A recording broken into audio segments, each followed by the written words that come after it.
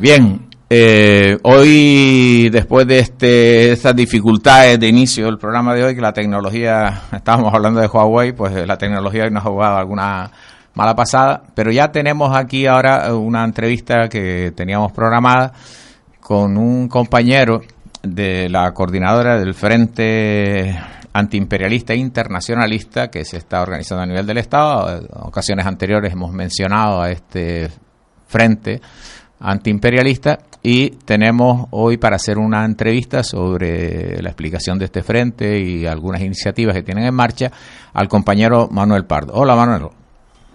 Hola, buenas noches. Bien, ¿nos escuchas bien? Porque sí, perfectamente. Tú andas por Madrid, nosotros andamos por acá, pero le sacamos partido a la tecnología en esto. Bien. Manolo, vamos a ver. Explícanos así de una manera breve en qué consiste el Frente Antiimperialista Internacionalista, FAI por sus siglas, qué tiempo llevan de recorrido en el FAI.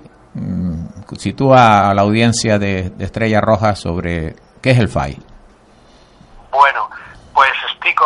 Desde el año 2016 había una organización en Madrid que surgió como respuesta a las pretensiones de intervenir en Siria por parte de Estados Unidos, Reino Unido y demás, y que era el Foro contra la Guerra Imperialista y la OTAN.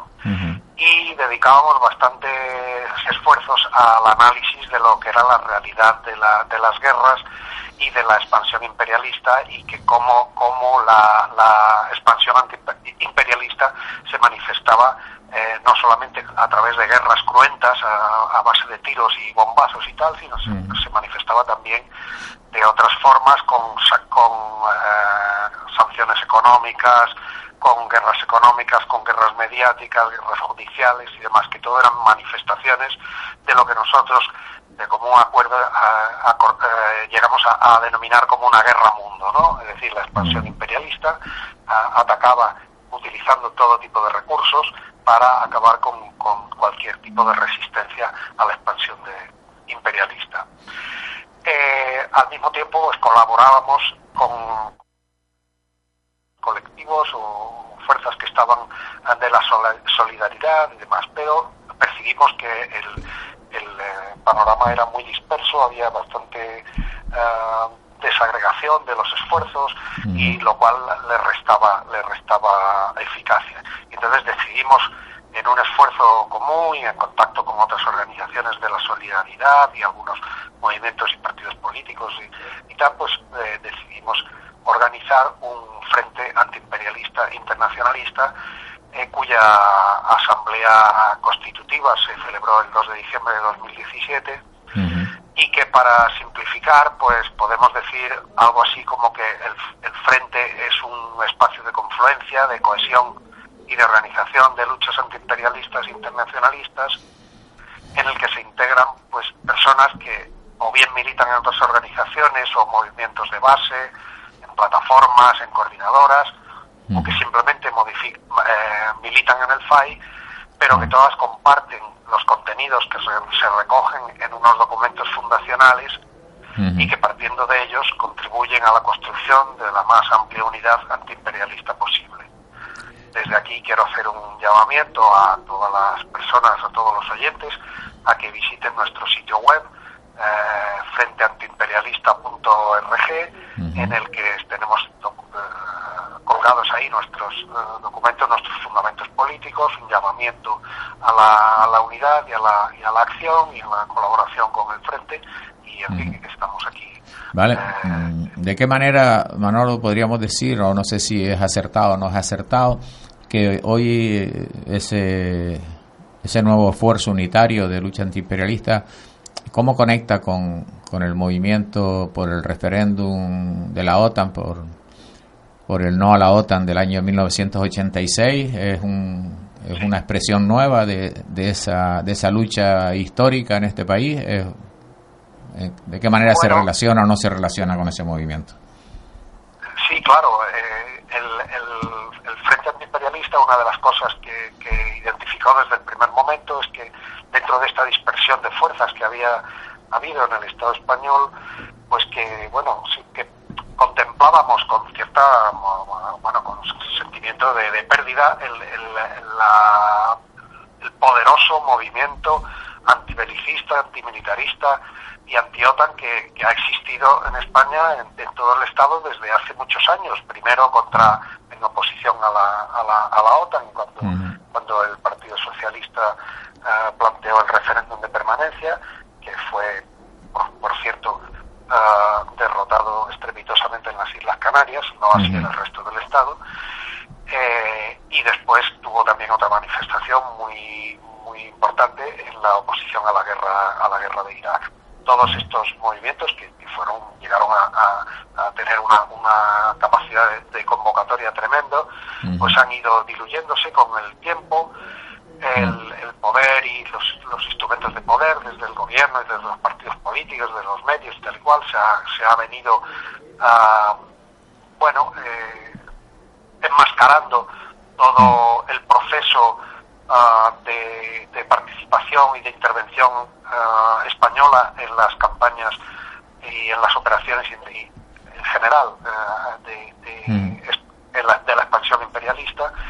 Y esto pues ha tenido el efecto, entre otras razones, porque hay muchas causas que se vienen juntando, pues de una especie de apatía por parte del pueblo español, que realmente no percibe que España está en guerra y parece que ha olvidado este tema, y pues un poco un motor para el Frente Antiimperialista tratar de rescatar este movimiento.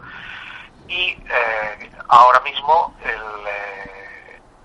se da la circunstancia de que ahora en el día 4 de abril se celebró el 70 aniversario de la OTAN. Sí, eso quería preguntarte, ¿qué análisis hacen desde el Frente Antiimperialista Internacionalista de los 70 años de existencia de la OTAN?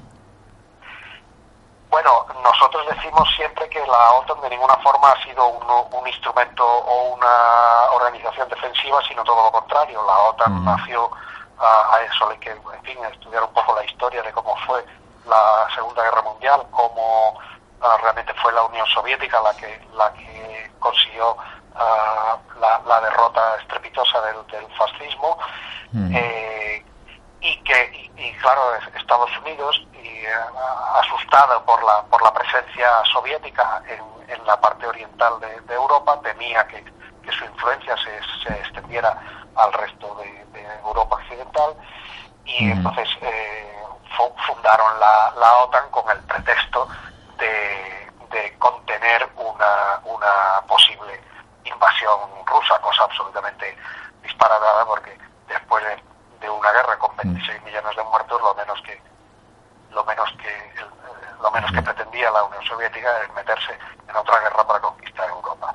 En fin, evidentemente fue un instrumento para el desgaste y el acoso y el derribo de la Unión Soviética, que bueno, finalmente no hay más que ver qué es lo que sucedió cuando en los años 90, a principios de los años 90, cae la Unión Soviética y el telón de acero y el Pacto de Varsovia, y aquello que había sido el pretexto para fundar la OTAN como instrumento defensivo, en lugar de desaparecer, puesto que ha desaparecido la supuesta amenaza, en lugar de eso, no solamente no desaparece, sino que se refuerza y empieza a partir de ese momento a intervenir en el exterior de lo que eran sus propias fronteras. Ya no es una organización defensiva, sino que es una organización ofensiva. La primera operación que hace de tamaño importante es la operación de Afganistán, que todavía sigue allí, y a saber por cuánto tiempo más, porque son guerras que se abren, pero que no se les ve un final previsible. Entre otras cosas, bueno, es el mantener las guerras abiertas y la cronificación de los conflictos es también una constante en la estrategia seguida por los Estados Unidos, y al fin y al cabo la OTAN no es más que un instrumento de eso. Bueno, y la posición de España, ¿no? Es decir, en su día cuando se convoca el referéndum, ¿no? Felipe González, una de las 3 condiciones que ponía era que España entraba en la estructura política, pero no en la estructura militar de la OTAN, ¿no? Aquello quedó en una falacia. ¿Cuál es la situación de España, el papel de España hoy dentro de la estructura de la OTAN? Bueno, dentro de la estructura de la OTAN está perfectamente integrada desde hace muchísimos años. Fue una de las primeras cosas a las que se renunció. Las otras dos condiciones para el referéndum eran que se reduciría las bases en España, sí, y la tercera que no se utilizarían... El no tránsito de armamento nuclear por el país. Sí. Tránsito de armamento nuclear, que no hay forma de... No se previeron instrumentos para verificar si se producía o no, con lo cual hay que creerse lo que dicen los Estados Unidos. Sí. En fin, el hecho es que no solamente el ejército, las Fuerzas Armadas españolas pertenecen y están perfectamente integradas en la estructura militar de la OTAN, sino que además han aportado fuerzas de combate en muchas de las operaciones que ha realizado la OTAN. Y no solamente, hay que señalar además que no solamente las operaciones que ha lanzado la propia OTAN como tal, sino operaciones que han lanzado algunos de sus aliados, fundamentalmente Estados Unidos, Reino Unido, en ocasiones Francia y tal, algunos de sus más señeros o conspicuos aliados, pero que evidentemente utilizan toda la infraestructura, todos los procedimientos, todas las normativas y toda la infraestructura previa que existe ya gracias a la OTAN y que facilita la participación de tropas españolas o de fuerzas españolas en operaciones que no son propiamente de la OTAN, sino de los aliados. Como sucedió, por ejemplo, en el caso de Irak. Sí. Y el episodio del otro día de la retirada sorpresiva de la fragata esa Méndez Núñez de un destacamento de navíos de guerra yanquis que iban hacia el Golfo, ¿cómo tienen ustedes una valoración de qué pasó ahí? ¿Por qué tomó el gobierno esa decisión? Sí, bueno, esto realmente no es un tema vinculado propiamente a la OTAN. La OTAN, al fin y al cabo, es un invento para mantener sometida a Europa bajo el dominio militar, un ejército de ocupación norteamericano que ocupó Europa Occidental, se inventó la OTAN y de esa forma se garantiza el sometimiento, se le priva de sus capacidades de defensa y tal igual, y entonces se garantiza el sometimiento de la OTAN, de Europa Occidental a los Estados Unidos, ¿no? Evidentemente España, que existía con el Reino de España, tenía ya esto concierto con Estados Unidos a través de los acuerdos de cooperación y la cesión de las bases y tal igual, pues bueno, coopera con los Estados Unidos desde tiempos incluso de la dictadura, y entonces uno de los inventos más recientes pues es para lo que ellos denominan la interoperabilidad de unidades de la Armada Española con las de sus aliados, Estados Unidos y otros países de la OTAN. Pues lo que ha negociado el gobierno español es que una fragata de la Armada Española participe en un grupo de combate de los Estados Unidos, de manera que consta como un elemento más de la fuerza que va alrededor de un portaaviones, el Abraham Lincoln, que constituye su grupo de combate. Y el planteamiento es que se integra como uno más de los barcos que están en el grupo de combate, de manera que estén listos para intervenir en lo que sea. Claro, cuando el gobierno español negocia este acuerdo, pues lo que no se plantea es que vaya a encontrarse con un conflicto. y resulta que con las locuras estas de Trump, que está buscándole las cosquillas a Irán, pues ha decidido que ese grupo de combate que había pasado por el canal de Suez y que iba hacia el Índico, que se acerque que penetre en el Golfo Pérsico como una de las acciones hostiles y amenazantes contra Irán. El gobierno español se ha echado las manos a la cabeza y ha dicho no, el barco español que se salga de la fuerza. Con lo cual estamos aquí con una paradoja, ¿no? Sí. O sea, que se pone un barco español a disposición de una fuerza norteamericana, pero cuando hay riesgo de que la fuerza norteamericana entre en combate, pues retiramos la fuerza. Bueno, pues para eso no te comprometas a eso. Eso desde el punto de vista de la lógica militar es un poco contradictorio, porque ahí el mando de todo ese despliegue lo tenían los Estados Unidos, ¿no? Claro, cuando se pone el operativo, y bueno, el control operativo lo tiene el almirante que manda este grupo de combate. Efectivamente. Lo que pasa es que, claro, en último extremo, el gobierno español siempre tiene la capacidad de decir, no, pues este barco se retira de la fuerza, porque ahora, obviamente, a España no le interesa meterse en un fregado de ninguna forma en cuanto a Irán. Bueno, ahí normalmente cuando se hace el análisis de la integración de España en la OTAN, ¿no?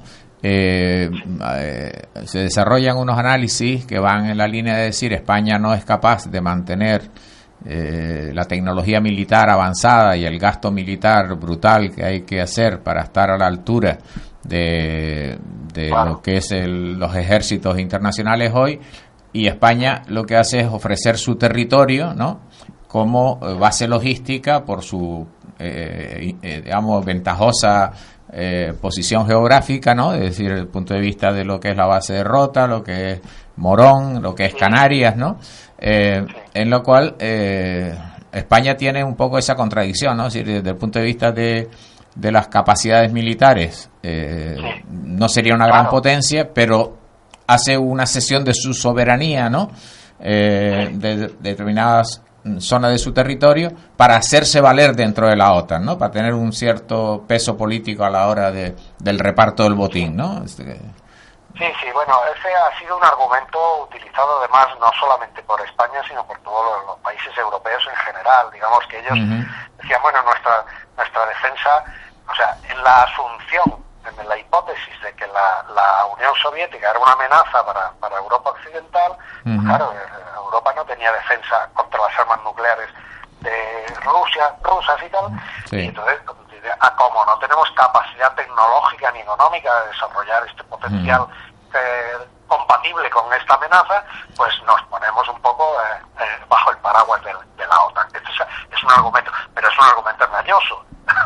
Es un argumento engañoso porque, aunque es evidente que el desarrollo de capacidades militares es muy costoso, también es verdad que las capacidades militares no necesariamente hay que buscarlas en los Estados Unidos. Es decir, que el mundo es libre, el mundo hay supuestamente en un mundo capitalista hay competencia, y debería haber libre competencia para poder adquirir armamento donde fuera más conveniente para el Estado español en cada momento, ¿no? Y en cualquiera de los casos, lo que ha supuesto la vinculación a la OTAN, que obviamente una reducción o una, digamos, no tener que hacer unas inversiones militares demasiado grandes, siempre en el supuesto de que la amenaza era enorme. Pero realmente esa amenaza era una amenaza ficticia, y la consecuencia es que nos ha llevado a participar en las operaciones que ha hecho la OTAN y en operaciones que han lanzado los Estados Unidos de manera unilateral con nuestro apoyo y tal igual, lo cual pues y nosotros nos convierte en cómplices de esas operaciones, y además aumenta enormemente el riesgo en el que pone a la población española en el caso de represalias. A nosotros no se nos ha perdido absolutamente nada en Irán para ir allí a hacerles la guerra.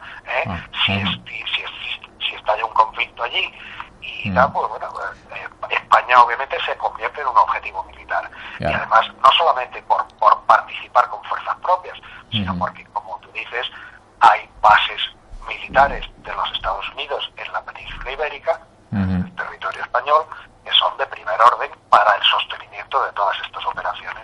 Claro, estamos cediendo soberanía, ¿no, Manolo?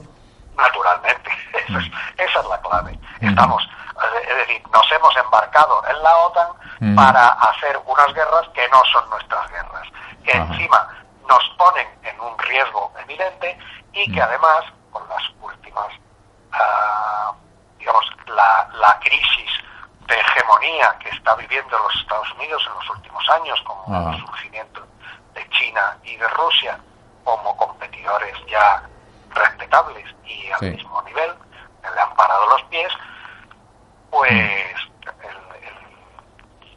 los riesgos de guerra se nos están aumentando, ¿no? Claro. O sea, no solamente los riesgos, sino que incluso ha habido una demanda ha sido siempre una demanda secular por parte de Estados Unidos, que siempre decía los países europeos gastaban poco dinero en defensa. Pero es que ahora desde que llegó Trump, dijo, bueno, o subís al 2% del PIB a vuestros presupuestos de defensa, o Estados Unidos abandona la OTAN. Y lo cual a las élites europeas se han puesto a temblar, ¿no? Y rápidamente todos los gobiernos, sí, aumentamos. Efectivamente, claro. El gobierno español se comprometió a aumentar los presupuestos al 2% del PIB, ya ha hecho unos incrementos importantes. El compromiso creo que era para el 2022, no estoy seguro. Efectivamente, sí, pero ya este año... completar el 2%, exactamente. Entonces ahora ya estamos a lo que quieren Estados Unidos, ¿eh? Es decir, un incremento de gastos de defensa a lo bestia, porque además, bueno, la industria militar para Estados Unidos es un elemento de primer orden en su economía, ¿no? Claro. Ahí sí que no tienen competencia. Bien. O sea, las industrias, sí. la principal industria, el complejo militar industrial en Estados Unidos tiene un poder inaudito en toda la historia, y la mayoría de los sistemas de armas que compran los países de la OTAN pues son de los propios Estados Unidos. Producción de Estados Unidos. Bien, estamos hablando con Manuel Pardo, que es miembro de la coordinadora estatal del Frente Antiimperialista Internacionalista, con ocasión del trabajo que está haciendo este frente, con ocasión del 70 aniversario de la OTAN. Y querríamos conocer, Manolo, qué actividades tiene previsto el FAI con motivo de este 70 aniversario de la OTAN, porque ahí hay algunas iniciativas que yo sepa, ¿no?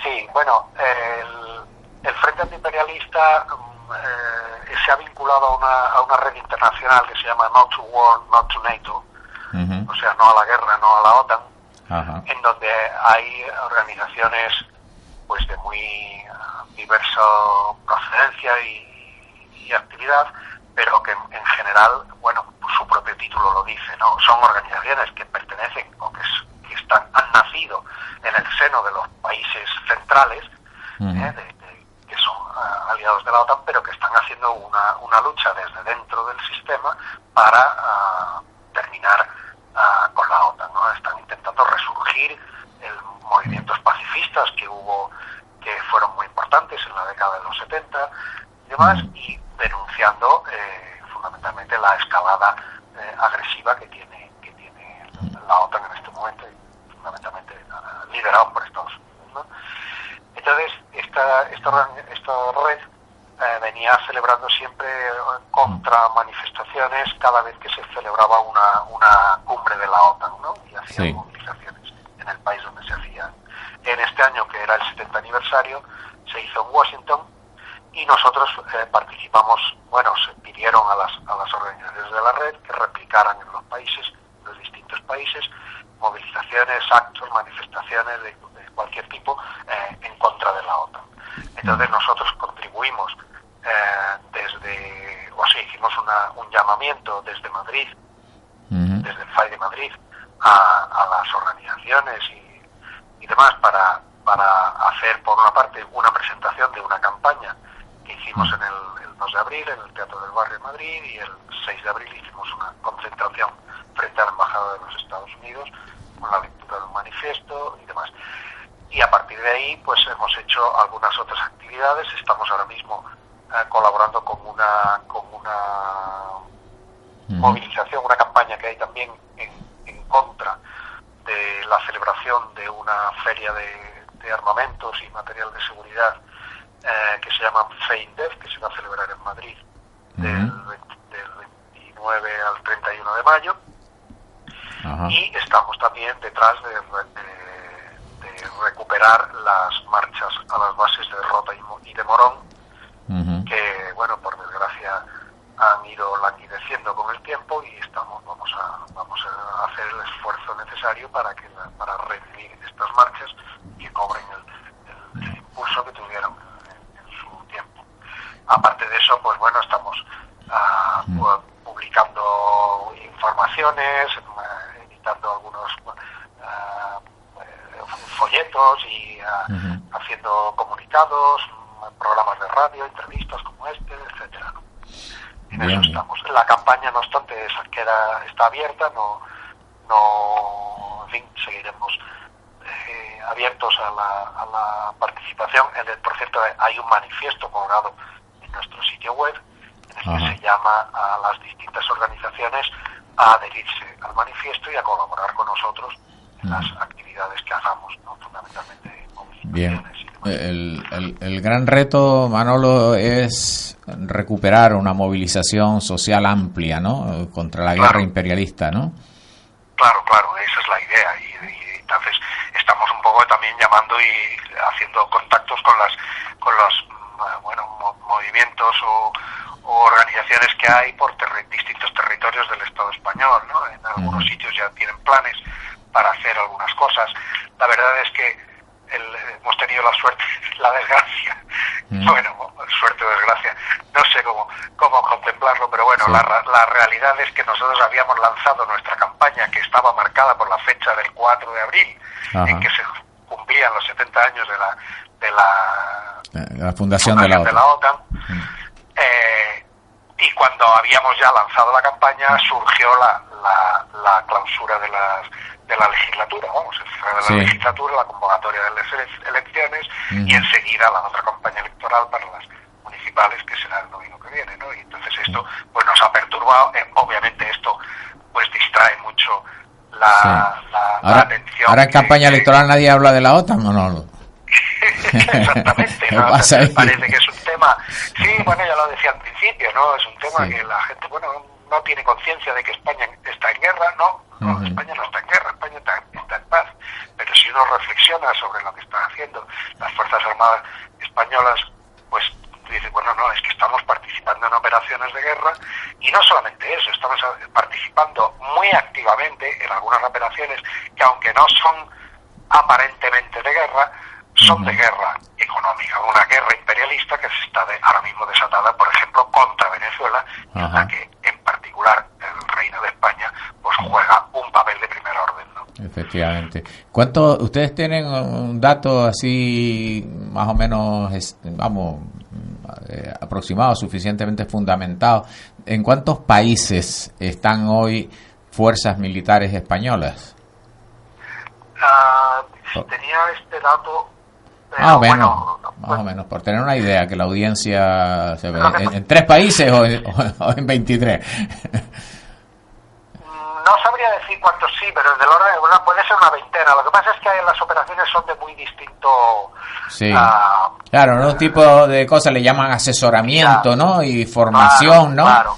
Pero yo todas esas las cuento como intervenciones militares, porque en realidad al final lo que se está haciendo es tratar de tener el control sobre esos países de una u otra manera, ¿no? Pues claro, realmente lo que están haciendo es educar a sus fuerzas armadas, instruirlas y enseñarlas y facilitarles su adiestramiento y tal igual, para que puedan colaborar y hacer el papel que después le vamos a demandar, ¿no? Además vincularlas, ¿no? Con la estructura, ¿no? Del poder. Claro, esto se da sobre todo en los países del África subsahariana, ¿no? Efectivamente. Hay operaciones en las que España está colaborando. Curiosamente no son operaciones propiamente de la OTAN, en este caso son operaciones, la mayoría de ellas lideradas por Francia. De las antiguas metrópolis, ¿no? De las antiguas metrópolis de las colonias africanas, ¿no?